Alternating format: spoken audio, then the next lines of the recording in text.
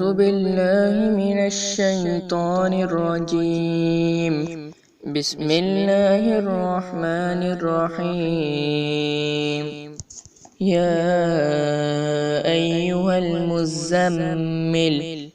قم الليل إلا قليلا نصفه أو انقص منه قليلا أو زد عليه ورتل القرآن ترتيلا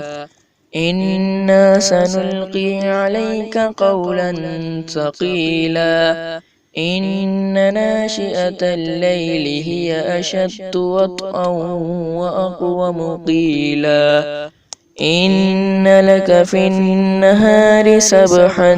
طويلا واذكر اسم ربك وتبتل إليه تبتيلا رب المشرق والمغرب لا إله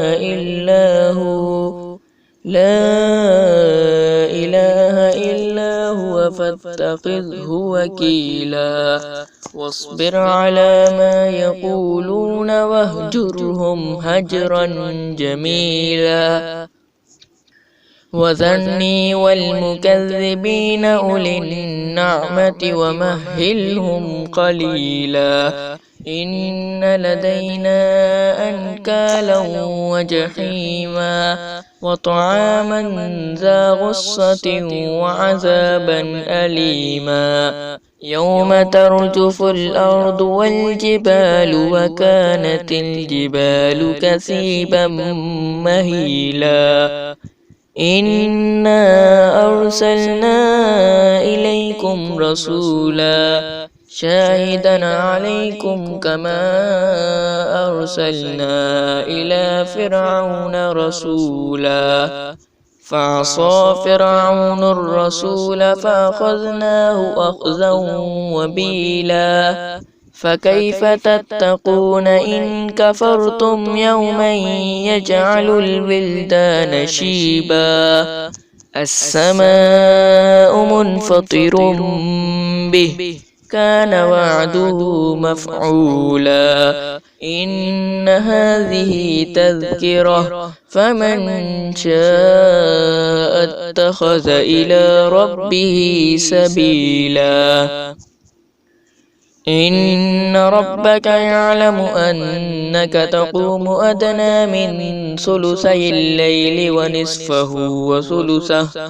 وثلثه وطائفة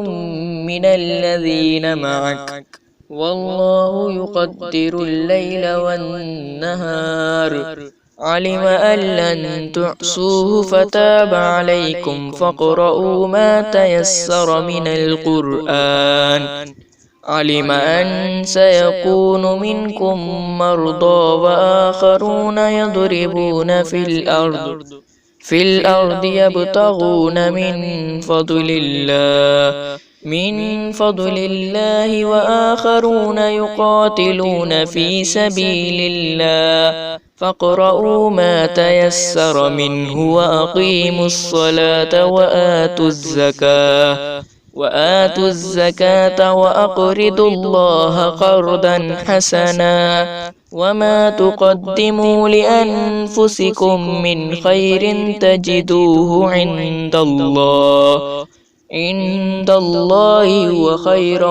وأعظم أجرا واستغفروا الله إن الله غفور رحيم.